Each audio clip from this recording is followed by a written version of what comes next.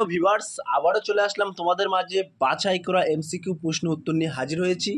যে সকল প্রার্থীরা West Bengal police constable, KP constable, RPF constable all competitive এক্সামের জন্য প্রিপারেশন নিচ্ছেন, তাদের ক্ষেত্রে কিন্তু আজকের এই ভিডিওটি ভেরি মোস্ট ইম্পর্টেন্ট হতে চলেছে। তাই ভিডিওটি স্কিপ না করে সম্পূর্ণটি দেখার জন্য অনুরোধ রইল। তার আগে বলবো, যে সকল ভিউয়ার্স এখনও পর্যন্ত আমার এই চ্যানেলটি সাবস্ক্রাইব করেনি তাদেরকে বলো প্লিজ অতি দ্রুত সাবস্ক্রাইব করে দিয়ে আমাদের পাশে থাকুন এবং বন্ধুদের মাঝে শেয়ার করে দিন।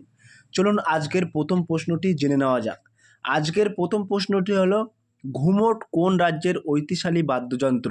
ভেরি মোস্ট ইম্পর্টেন্ট প্রশ্ন। কেরালা, গোয়া, গুজরাট, মধ্যপ্রদেশ। 1 নম্বর প্রশ্নের ক্ষেত্রে কিন্তু একেবারে সঠিক উত্তর হয়ে যাবে option B is the right answer, Goa. তাহলে পরীক্ষা যদি আসে ঘুমট কোন রাজ্যের ঐতিহ্যশালী বাদ্যযন্ত্র, মনে রাখবেন গোয়ার।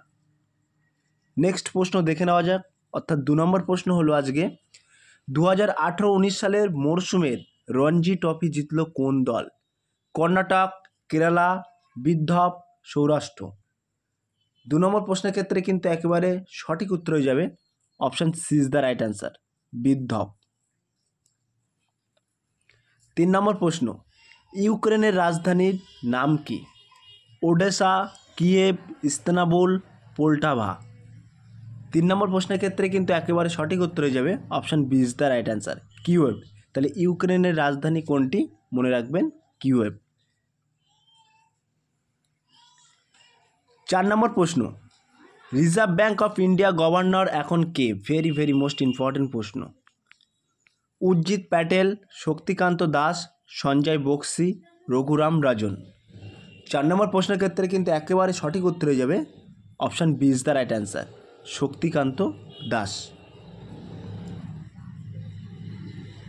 5 নম্বর প্রশ্ন, ডাবলিন কোন দেশের রাজধানী? ভেরি মোস্ট ইম্পর্টেন্ট প্রশ্ন।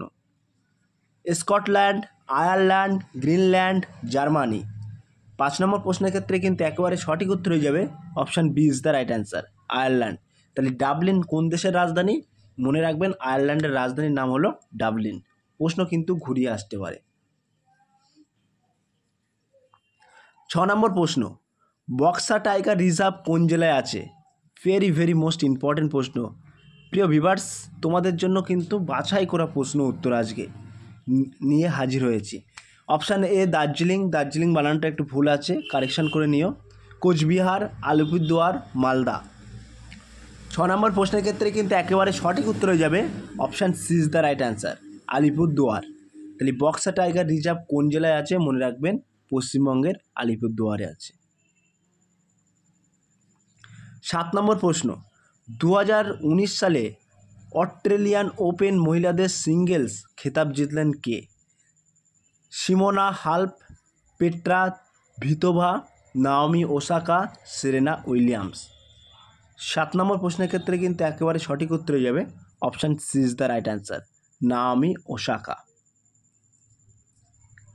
8 নম্বর প্রশ্ন, গোয়ার রাজ্যপাল এখন কে? বেবি রানী মৌর্য, মৃদুলা সিনহা, কপ্তান সিং সোলাঙ্কি, পদ্মনাভ আচার্য।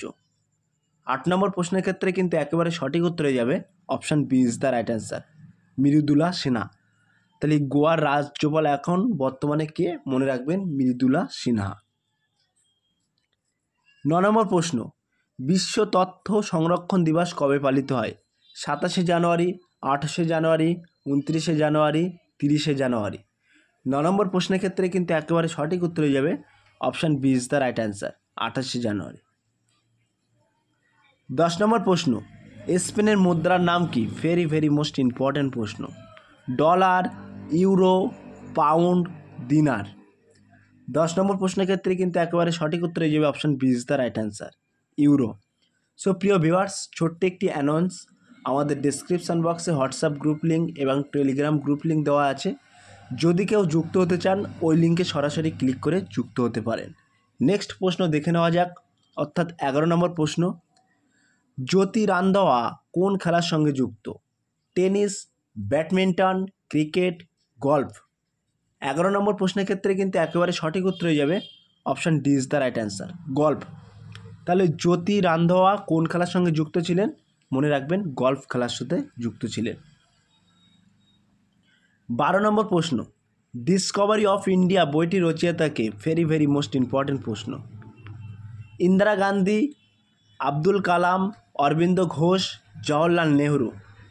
12 নম্বর প্রশ্নের ক্ষেত্রে কিন্তু একেবারে সঠিক উত্তরে যাবে option D is the right answer, Jawaharlal Nehru.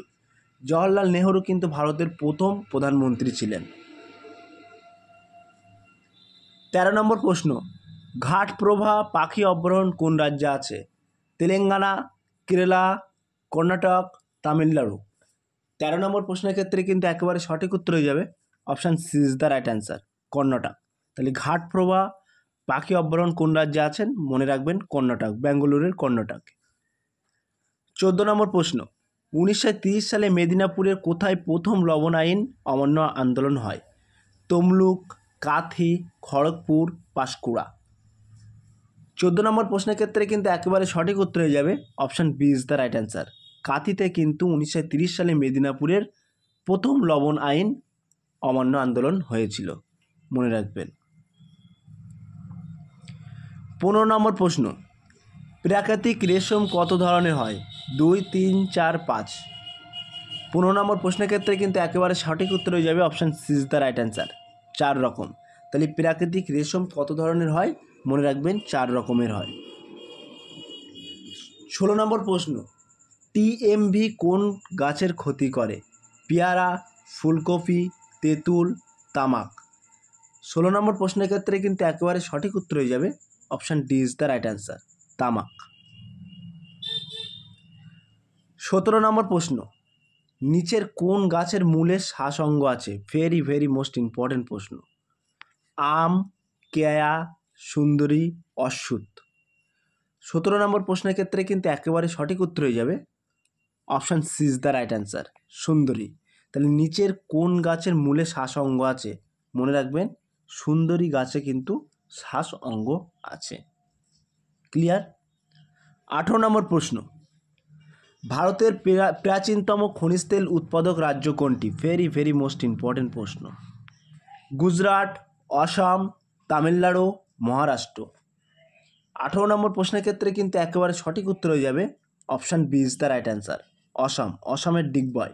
তাহলে ভারতের প্রাচীনতম খনিজ তেল উৎপাদক রাজ্য কোনটি? মনে রাখবেন অসম। ক্লিয়ার? 19 নম্বর প্রশ্ন, কোন বছর ভারতের প্রথম লৌহ ইস্পাত কারখানা গড়ে ওঠে? 1884 সালে, 1908 সালে, 1830 সালে, 1918 সালে। 19 নম্বর প্রশ্নের ক্ষেত্রে কিন্তু একেবারে সঠিক উত্তর হয়ে যাবে option C is the right answer, 1930 সালে। তাহলে কোন বছরে ভারতের প্রথম লোহা ইস্পাত কারখানা গড়ে উঠেছিল? মনে রাখবেন 1830 সালে কিন্তু প্রথম ভারতের লোহা ও ইস্পাত কারখানা গড়ে উঠেছিল। 20 নম্বর প্রশ্ন, অর্থাৎ আজকের লাস্ট প্রশ্ন, কোন রাজ্যের কৃষি জমির সবচেয়ে বেশি অংশ জলসেচের আওতায় পড়ে? গুজরাট, হরিয়ানা, পাঞ্জাব, রাজস্থান। এখানে কিন্তু তোমাদের প্রশ্নটা বলা হয়েছে কোন রাজ্যে কৃষি জমির সবচেয়ে বেশি অংশ জলসেচের আওতায় পড়ে। সো প্রিয় ভিউয়ার্স, এই প্রশ্নটি তোমাদের জন্য হোমওয়ার্ক থাকলো, তোমরা সঠিক উত্তরটি বেছে নিয়ে কমেন্ট সেকশন বক্সে কমেন্টের মাধ্যমে জানিয়ে দিও। সো প্রিয় ভিউয়ার্স, এই ছিল আজকের টপিক ভিডিওটি। যদি ভিডিওটি ভালো লেগে থাকে প্লিজ লাইক, কমেন্ট এবং শেয়ার করে দিন বন্ধুদের মাঝে। ফিরে আসছে আগামী দিনে তোমাদের জন্য নতুন একটি টপিক ভিডিও নিয়ে।